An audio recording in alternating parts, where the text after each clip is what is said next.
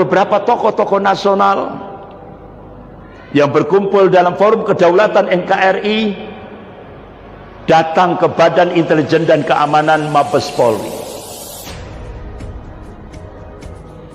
Beliau menyampaikan, tokoh-tokoh nasional ini menyampaikan, sangat berbahaya sekali kalau paham komunis masuk ke partai yang berkuasa. Sangat membahayakan negara.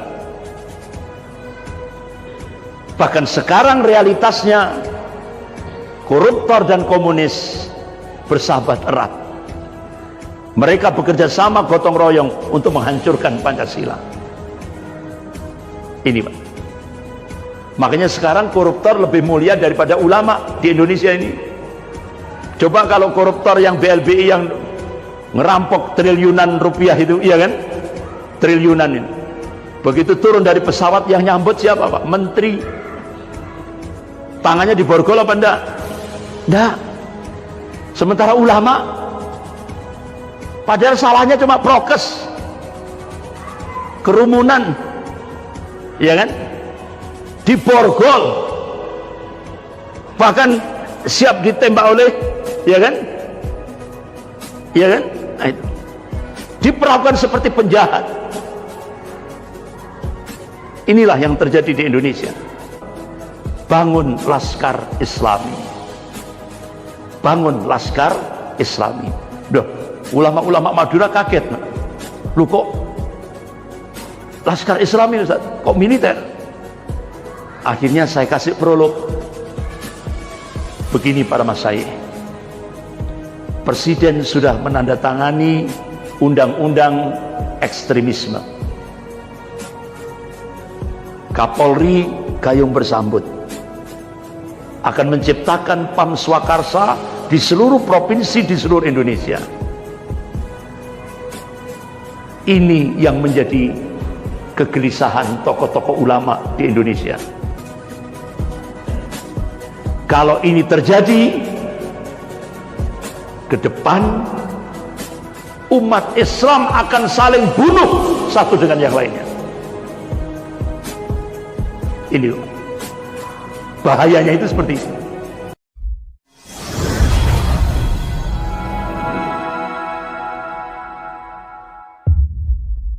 Bapak-bapak, ibu yang dirahmati Allah. Bahkan dengan rancangan undang-undang HIP, derajat Pancasila diturunkan. Kalau dulu Pancasila sebagai sumber segala sumber hukum, nah dengan rancangan undang-undang HIP, Pancasilanya dijadikan sekelas undang-undang biasa. Sumber segala sumber hukum sekarang presiden. Itu Pak. Yang ketiga, dasar negara Indonesia yaitu Pancasila akan dirubah menjadi Trisila dan Ekasila ala komunis. Yang keempat, ketuhanan yang Maha Esa yang dipahami oleh ulama-ulama yaitu tauhid akan diganti menjadi ketuhanan yang berkebudayaan, syirik. Kemudian yang kelima, bahayanya RUU HIP mengkerangkeng Pancasila dalam tafsir tunggal rezim rasa PKI ini. Nah, bapak-bapak, ibu yang dirahmati Allah, sehingga akhirnya beberapa tokoh-tokoh nasional yang berkumpul dalam forum kedaulatan NKRI datang ke Badan Intelijen dan Keamanan Mabes Polri. Beliau menyampaikan, tokoh-tokoh nasional ini menyampaikan, sangat berbahaya sekali kalau paham komunis masuk ke partai yang berkuasa. Sangat membahayakan negara. Bahkan sekarang realitasnya koruptor dan komunis bersahabat erat. Mereka bekerja sama gotong royong untuk menghancurkan Pancasila. Ini Pak. Makanya sekarang koruptor lebih mulia daripada ulama di Indonesia ini. Coba kalau koruptor yang BLBI yang ngerampok triliunan rupiah itu, iya kan? Triliunan ini. Begitu turun dari pesawat yang nyambut siapa, Pak? Menteri. Tangannya diborgol apa enggak? Enggak. Sementara ulama, padahal salahnya cuma prokes, kerumunan, iya kan? Diborgol, bahkan siap ditembak oleh, iya kan? Iya kan? Nah, itu diperlakukan seperti penjahat. Inilah yang terjadi di Indonesia. Oleh karena itu, selamatkan agama dan negara dari paham komunisme. Alhamdulillah, bapak-bapak, ibu-ibu yang dirahmati Allah, ulama-ulama Madura, se-Madura Raya, ulama-ulama Jawa Timur, ulama-ulama di Jawa Tengah, Jawa Barat, dan beberapa kawasan yang lain sekarang sudah mulai turun gunung. Mereka peduli bagaimana menyelamatkan Indonesia, bagaimana menyelamatkan agama dan negara ini dari cengkeraman Partai Komunis Cina. Makanya ketika pertemuan ulama-ulama se-Madura Raya itu, saya ditanya, Ustaz, kira-kira apa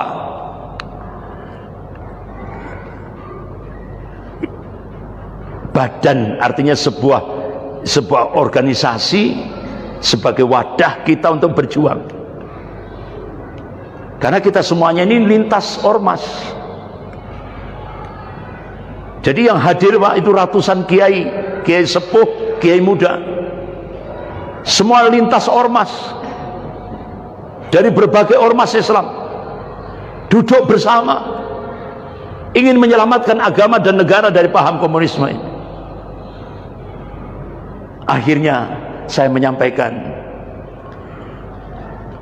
para masyayikh, jangan mengandalkan pusat, karena pusat sudah di-cut. Ulama-ulama di pusat sudah banyak yang dijebloskan ke penjara. Tokoh-tokoh nasional di pusat sudah banyak dijebloskan ke penjara. Bangun kepemimpinan ulama daerah secara kolektif. Alhamdulillah diterima oleh ulama-ulama Madura. Bangun kepemimpinan ulama daerah, tapi organisasinya model kolektif, ya, kolektif, kepemimpinan kolektif, dan itu sangat strategis dan sangat maslahah untuk umat. Nah, itu.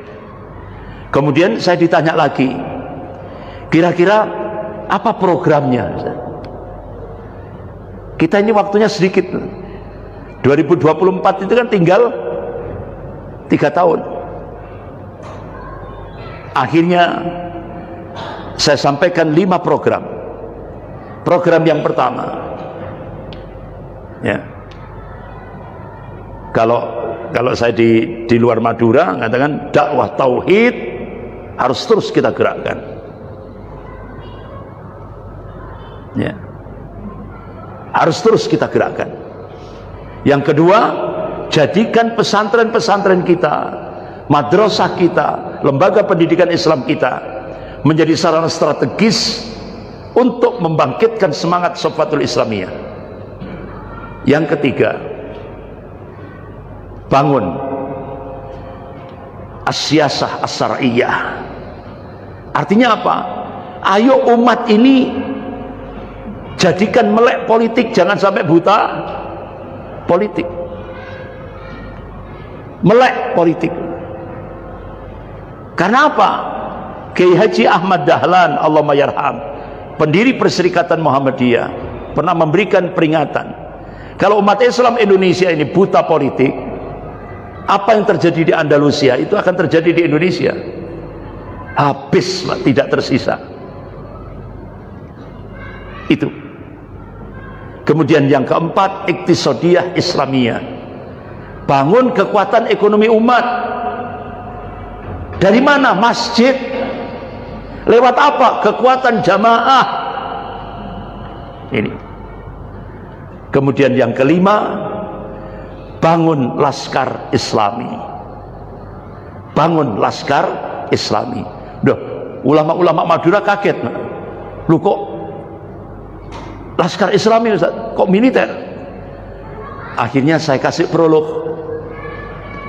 Begini para masyayikh. Presiden sudah menandatangani undang-undang ekstremisme. Kapolri gayung bersambut akan menciptakan Pam Swakarsa di seluruh provinsi di seluruh Indonesia. Ini yang menjadi kegelisahan tokoh-tokoh ulama di Indonesia. Kalau ini terjadi, ke depan umat Islam akan saling bunuh satu dengan yang lainnya. Ini bahayanya itu seperti itu. Ini. Makanya Prof. Amin Rais minta kepada Kapolri yang baru, yang orang Katolik ini, jangan diteruskan, karena nanti otomatis ke depan umat Islam akan saling bunuh. Itu Pak. Makanya kenapa bangun laskar Islami, supaya masing-masing menjaga, supaya tidak mudah diadu domba, saling menjaga. Nah, ini yang akhirnya beberapa ulama-ulama Madura menerima itu. Ya, alhamdulillah. Bapak-bapak, ibu-ibu yang dirahmati Allah. Nah, kira-kira apa bentuk makarnya Allah? Kalau tadi saya gambarkan seperti itu tadi, ya kan? Belum lagi yang poin kedua, dijebol lewat undang-undang Omnibus Law. Jadi undang-undang Omnibus Law itu undang-undang yang lebih jahat daripada penjajah Belanda. Salah satu diantaranya di dalam undang-undang Omnibus Law yang sudah disahkan oleh DPR itu salah satunya, mereka ingin intervensi ke pesantren. Jadi nanti ke depan penjara di Indonesia itu paling banyak diisi oleh para kiai. Karena apa? Karena dalam undang-undang Omnibus Law, setiap pesantren walaupun itu di daerah pelosok wajib lapor ke pusat Jakarta. Kalau enggak, yang pertama denda 1 miliar rupiah, yang kedua penjara 10 tahun. Terus saya bayangkan, Pak, ini kiai-kiai yang ada di pelosok, jangankan ke Jakarta, ke pusat kota saja itu masih mikir, Pak, biayanya berapa, bagaimana akomodasinya. Ini ke Jakarta yang mereka belum tahu bagaimana seluk-beluk administrasinya. Ini makanya kalau undang-undang Omnibus Law ini benar-benar diterapkan di Indonesia, jadi nanti ke depan banyak isi penjara itu adalah para kiai, Pak. Ya. Bukan kalangan kriminal, tapi para kiai. Ini yang harus diantisipasi. Alhamdulillah. Makanya kenapa sekarang ini ulama-ulama seluruhnya sudah mulai turun gunung, Pak, memprotes undang-undang yang akan intervensi kepada pesantren, ya kan? Jadi pendidikan nasional agamanya sudah dihapus, mereka ingin intervensi ke pesantren. Ini tidak lepas daripada kekuatan imperialisme Cina yang ingin menggeser agama dalam kehidupan berbangsa dan bernegara ini. Nah, bapak-bapak, ibu-ibu yang dirahmati Allah, tugas kita masih berat. Nah, tapi alhamdulillah, wa makarallah wallahu khairul makirin. Mereka membuat makar, tapi Allah balas makar mereka, dan Allah sebaik-baik pembuat makar. Sekarang di Cina, pengusaha-pengusaha besar Cina sudah mulai rontok, Pak. Kolab. Ini otomatis berimplikasi, berdampak ke Indonesia. Kita belum bayangkan Cina yang kekuatan ekonomi kuat seperti itu, pengusaha-pengusaha besarnya bisa kolab. Ini kalau tidak makarnya Allah tidak bisa itu, Pak. Kalau Allah cukup kun fayakun, berarti Allah masih cinta pada umat Islam Indonesia.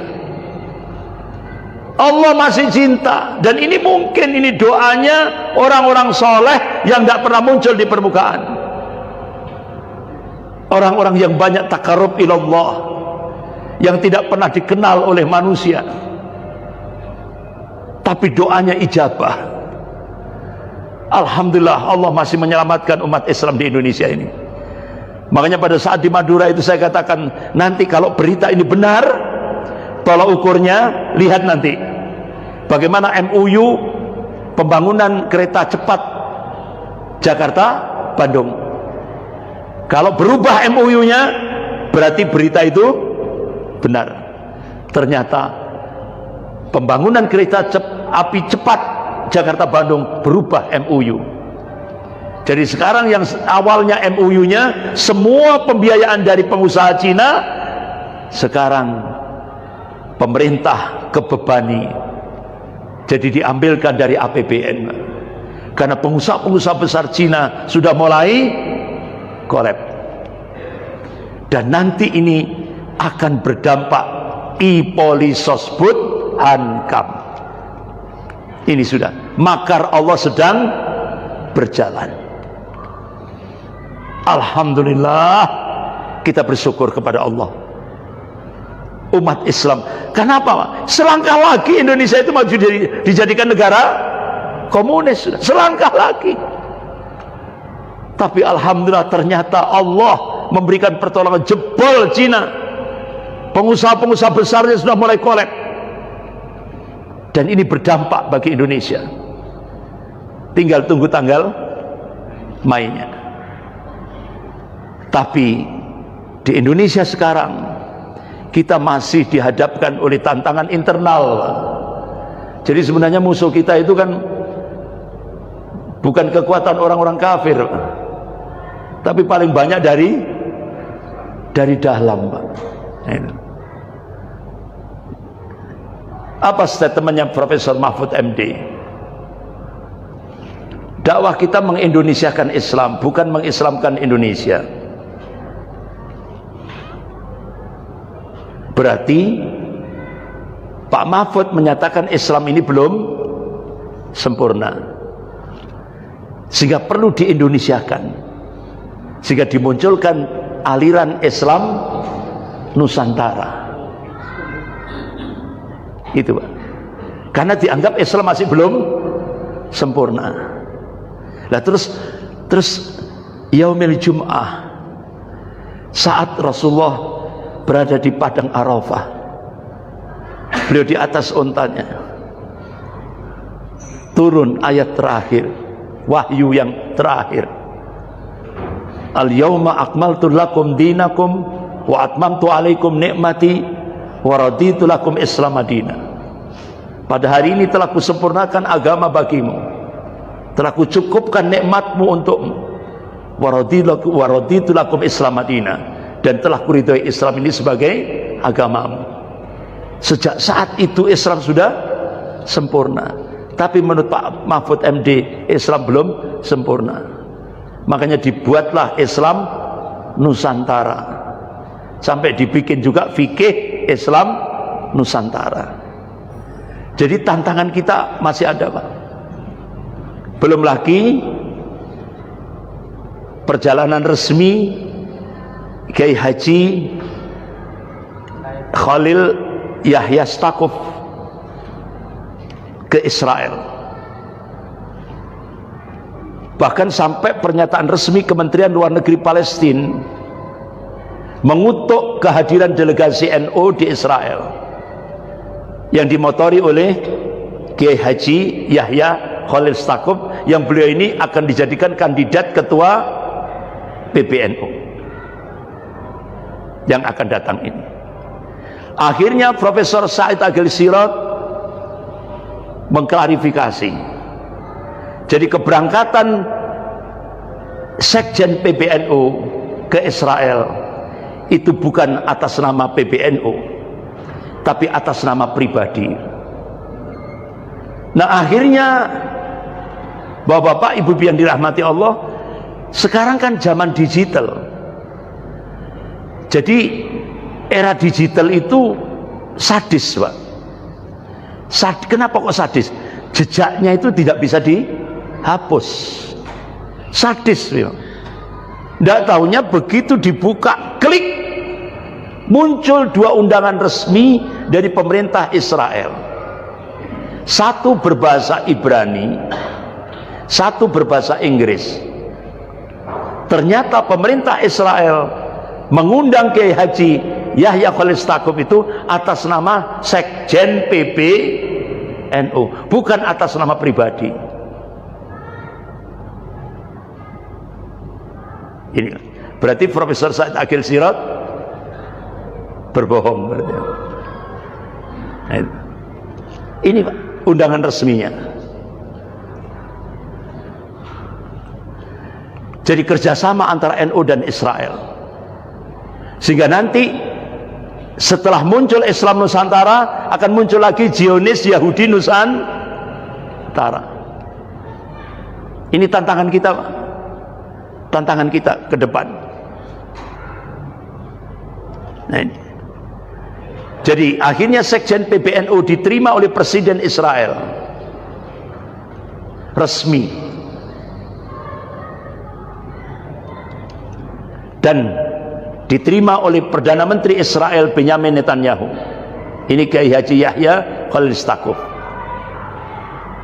Bahkan ada MOU antara Perdana Menteri Israel dengan Sekjen PBNU. Ada MOU. Bahkan baru pertama kali ini Israel, pemerintah Israel menyambut kedatangan Sekjen PBNU, yaitu diadakan konser musik terbesar di Israel untuk menyambut kedatangan Sekjen PBNU. Jadi inilah bukti NU diperalat Yahudi untuk membela Zionis Israel.